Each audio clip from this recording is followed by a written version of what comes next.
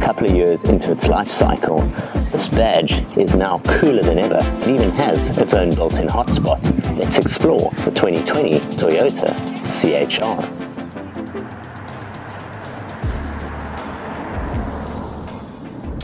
The Toyota CHR, it's been with us for some 3 years now, and in car terms, that's rather a long time. You find designs age very quickly, especially in this modern world where cars are changing like smartphones, like tablet PCs and computers. They keep tweaking and updating it, and they've just tweaked this one early 2020. They've slightly changed the styling, the lines, but in essence it's a very similar looking product, and I'm glad about that, because the CHR was somewhat of a breath of fresh air within the segment. It's sharp, it's angular, it's pointed, and with this, particularly this luxury model, its two-tone paint scheme, I think you'll agree with me, even here in 2020, it still is an incredibly good-looking product from the brand.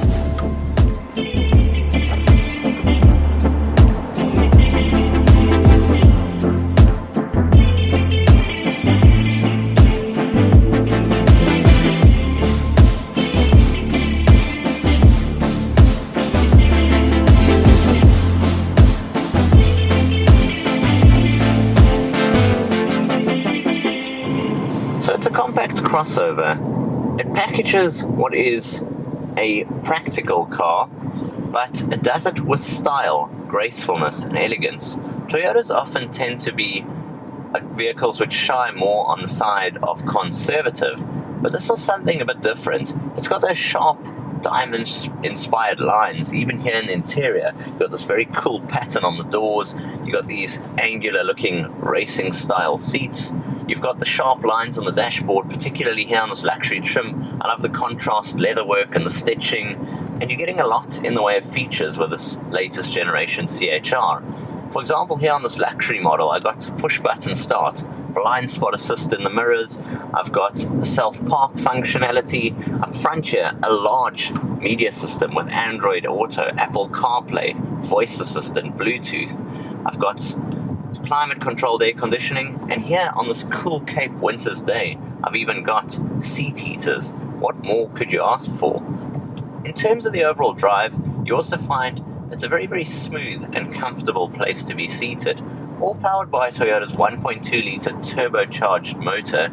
It delivers 85 kilowatts, 185 newton meters of torque, and all the power is mated through a CVT, continually variable transmission. Now, normally I stray towards traditional automatic gearboxes or manual transmissions, and there's normally not a lot of great things to say about CVTs, but I must say the one in the CHR is a very good implementation of it.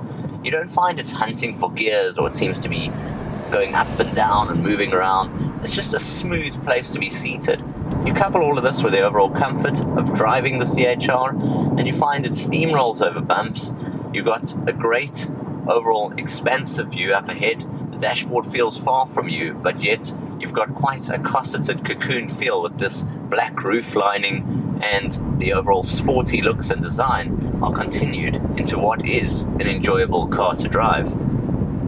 In terms of overall practicality, yes, it's a highly competitive market segment this.